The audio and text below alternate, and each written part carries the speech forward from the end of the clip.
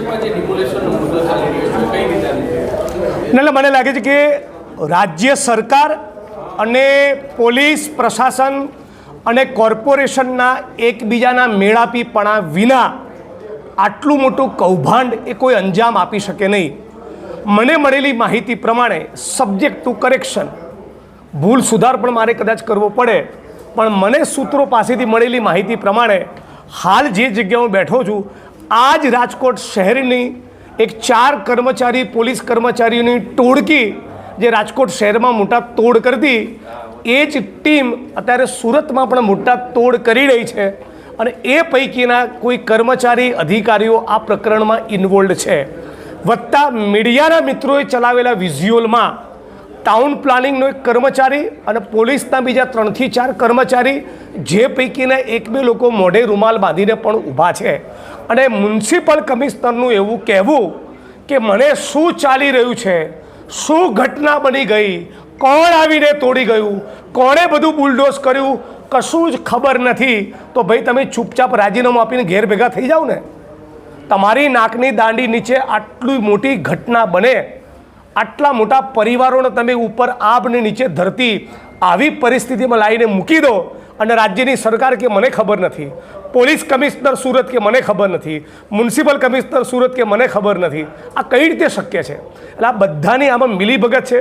હું તો માંગ કરું છું કે નોન કરપ્ટ અધિકારીઓની બનેલી કોઈ એસઆઈટી અથવા તો સીધું સીબીઆઈને એનું ઇન્વેસ્ટિગેશન સોંપવું જોઈએ, તો દૂધનું દૂધ અને પાણીનું પાણી થાય. આ તો નિરંતર ચાલતી પ્રક્રિયા છે કે ખેડૂતના ખેતરમાં વીજ પોલ નાખવાનું કામ ચાલતું હોય, અચાનક જ કેમ આટલો બધો જે વિરોધ છે થવાનું શરૂઆત થઈ ગઈ અને શું એમાં મુશ્કેલી પડી ગઈ છે? જો આ અચાનક નથી, છેલ્લા 2017-18થી અમે સતત લડીએ છીએ. એટલે તો 7% વાળી જંત્રીનો દર જે હતો એ 15% થયો, એના 25% લડવાના કારણે થયા. નંબર 2, વચ્ચે સ્થાનિક સ્વરાજ્યની ચૂંટણી આવી એની પહેલાં કચ્છ કલેક્ટરને, જામનગર કલેક્ટરને, મોરબી કલેક્ટરને, રાજકોટ કલેક્ટરને, સુરેન્દ્રનગર કલેક્ટરને, એ વાંઢિયાનો પ્રશ્ન હોય, લોડાઈનો પ્રશ્ન હોય, રાશન પરનો પ્રશ્ન હોય, અમે લડ્યા છીએ. અગાઉ પણ રસ્તાઓ બ્લોક થયા છે. વચ્ચે સ્થાનિક સ્વરાજ્યની ચૂંટણી આવી એટલે સરકાર સાનમાં સમજી ગઈ, એણે તમામ જગ્યાએ કામ બંધ કરી દીધું અને ચૂંટણી પૈતી અને તરત ફરીથી પાછું એ જે તાકાતથી સરકારે અત્યારે કામ ચાલુ કંપનીઓને ગુંડાઓ ભાડે આપવાનું કર્યું છે, એટલે આક્રોશ છે. એટલે અમે ખેડૂતોની વચ્ચે ગયા છીએ અને ખેડૂતોએ સામેથી કહ્યું છે કે હવે બસ થયું, હવે ગાંધીનગર જ જવું પડે.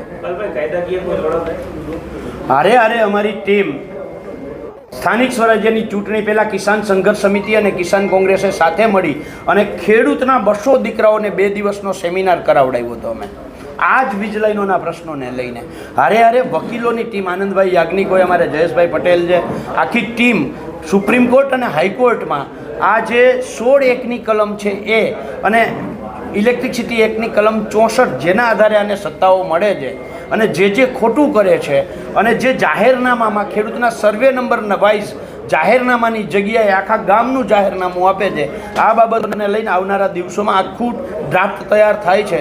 એટલે અમે જમીન ઉપર એ લડાઈ લડવાના છીએ અને નામદાર ગુજરાત હાઈકોર્ટ અને સુપ્રીમ હાઈકોર્ટમાં પણ પડકારવાના છીએ. રેડી મિત્રો, આપણે જાણીએ છીએ એમ અને રાજ્ય સરકારે 1થી વધારે વખત કરેલા દાવા મુજબ ગુજરાત એ વીજળીના ઉત્પાદનમાં, ઇલેક્ટ્રિસિટીની બાબતમાં સરપ્લસ રાજ્ય છે. એટલે કે અહીંયા જરૂરિયાત કરતાં વધારે વીજળીનું ઉત્પાદન થાય છે. એ છતાં કેટલીક મોટી કોર્પોરેટ કંપનીઓ, પૂંજીપતિઓ, ઉદ્યોગપતિઓને સાચવવા, કરોડપતિઓને ખરબપતિ બનાવવા માટે ગુજરાતની ભારતીય જનતા પાર્ટીની સરકાર એ કંપનીઓ સાથે મિલીભગત કરી ખાસ કરીને સૌરાષ્ટ્રના અને પછી આગળ જતા ગુજરાતના 26 જેટલા જિલ્લાઓમાં ખેડૂતોની સદંતર મરજીની વિરુદ્ધ એમના ખેતરમાં બળજબરીપૂર્વક દાદાગીરી કરીને વીજળીના થાંભલા નાખી રહ્યા છે. આ વીજળીના થાંભલા નાખી રહ્યા છે એ દરમિયાન પોલીસ પ્રશાસન જે પ્રમાણેની જબરદસ્તી અને જોર જુલમ વર્તાવી રહ્યા છે, જે પ્રમાણે બેન દીકરીઓ માતાઓને સુરેન્દ્રનગર જિલ્લાના ધ્રાંગધ્રા તાલુકાના કોંટ ગામે, સાપકડા મોરબીના ગામે દ્વારકામાં અન્ય જગ્યાએ જે પ્રમાણે બેન દીકરીઓ માતાઓને મારી, જે પ્રમાણે યુવાનોની બોછી પકડી ગરદન પછડી, જે પ્રમાણે પશુ કે જાનવરને ઢસડતા હોય એ પ્રમાણે ખેડૂતોને વીંઝોડીને ફેંકી દીધા, ખેડૂતના ખેતરમાં ઘૂસી એમની ખાનગી જગ્યાના તાળા તોડ્યા, બહુ જ બેહુદું અને અમાનવી કહી શકાય એ પ્રમાણેનું વર્તન કંપનીઓના ઇશારે ગુજરાતની ભાજપ સરકારે કરેલું છે. આખા ગુજરાતમાં લગભગ 26 જેટલા જિલ્લામાં આ પ્રમાણે વીજળીના થાંભલા લાગવાના છે. હું ગઈકાલે ધ્રાંગધ્રાના કોંટ ગામની મુલાકાત લઈ આવ્યો, જે 67 મીટરની ત્રિજ્યામાં જેટલા વ્યાપમાં વીજળીનો થાંભલો પેલું સ્ટ્રક્ચર ઊભું કરવાનું હોય છે એ સિવાયની જગ્યામાં લગભગ 1.5 કિલોમીટર સુધીનો એરિયા આ કંપનીઓએ સંપૂર્ણ ગેરકાયદેસર રીતે કાનૂન, બંધારણ, કાયદાકીય જોગવાઈઓની ઉપરવટ જઈ ખેડૂતોની મરજીની વિરુદ્ધ, જાણે ખેડૂતોનું કોઈ અસ્તિત્વ જ ના હોય એ પ્રમાણે ચારે બાજુ દોરડા ખેંચેલા છે, પોતાનો માલ સામાન પાથરેલો છે. એટલે કે ખેડૂતોની ખેતીની જમીનની વપરાશ એ કલેક્ટરે આપેલી પરવાનગી સિવાય કરવાની, પણ એના વળતરનું એક ફદિયું પણ નહીં આપવાનું, અને જો વળતર માગે તો પોલીસને આગળ ધરી બેફામ રીતે એમની સાથે મારકૂટ કરવાની. એટલે આ બધાની વિરુદ્ધમાં કોંગ્રેસ પાર્ટી અને 23 જેટલા કિસાન સંગઠનો દ્વારા, ખાસ કરીને કિસાન સંઘર્ષ સમિતિ દ્વારા અમે બધાએ 15મી તારીખે ગાંધીનગરમાં એક રેલીનું આયોજન કરેલું છે. રેલીમાં 1111 જેટલા ટ્રેક્ટરો ગાંધીનગર પહોંચશે અને ગાંધીનગર પહોંચી અમે સરકારને ચેતવણી આપવાના છીએ કે પૂંજીપતિઓ, ઉદ્યોગપતિઓ અને આ કંપનીઓની દલાલી બંધ કરો. બાકીની વાત વિગતે આ મુદ્દા પર વધારે ગહેરાઈથી કામ કરી રહેલા અમારા કિસાન કોંગ્રેસના સાથી પાલભાઈ આંબલે તમારી વચ્ચે મૂકશે.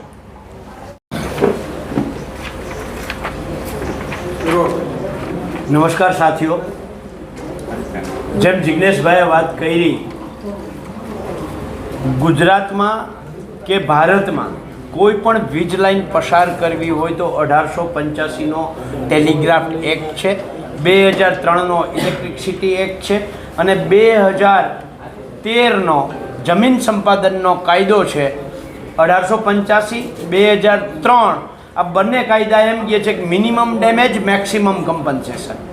2013નો જમીન સંપાદનનો કાયદો એમ કહે છે કે માર્કેટ ભાવનું 4 ગણું ખેડૂતોને વળતર આપો.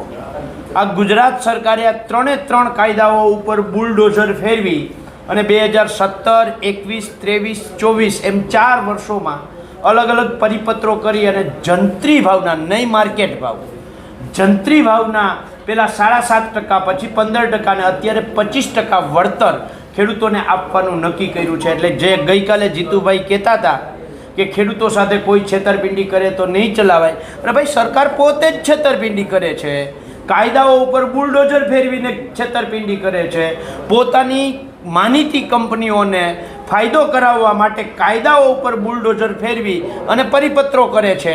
અને એ પરિપત્રમાં 67 મીટરની પહોળાઈમાં કામ કરવાનો કલેક્ટરનો હુકમ હોય છે. 67 મીટર આ થાંભલો ઊભો હોય, 33 મીટર આ બાજુ, 33.5 મીટર આ બાજુ, અને એ રીતે એને આ જગ્યામાં કામ કરવાનો હુકમ છે.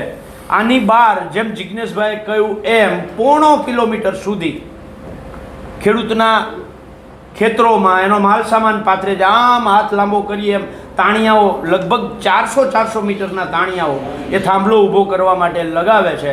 તો આ 67 મીટરની બહાર જે 350 મીટર ઉપયોગ કરે છે એમાં નથી ખેડૂત પાસેથી વપરાશી હક લેતા, નથી ખેડૂતને એ જમીન ભાડા કરારથી લેતા. અને આશ્ચર્ય અને દુઃખની વાત એ છે કે જે 67 મીટરના કોરિડોરને અમે ખેડૂતો માન્ય રાખીએ છીએ, પરિપત્ર મુજબ છે તેમ છતાંય માન્ય રાખીએ, તો એ 67 મીટરનો અમલ એસપીએ કરાવવાનો હોય છે, કલેક્ટરે કરાવવાનો હોય, પોલીસ પ્રશાસને કરાવવાનો હોય. આ 67 મીટરની બહાર 1 ફૂટ એ પગ મૂકે તો અહીંયા ખેડૂતનો અબાધિત અધિકાર છે કે એ પગ મૂકવા દેવાના કેટલા રૂપિયા લેવા. એની જગ્યાએ આ ખેતર તો છોડો, આસપાસના 5 ખેતરમાં ખેડૂતોને અંદર ઘૂસવા નથી દેતા.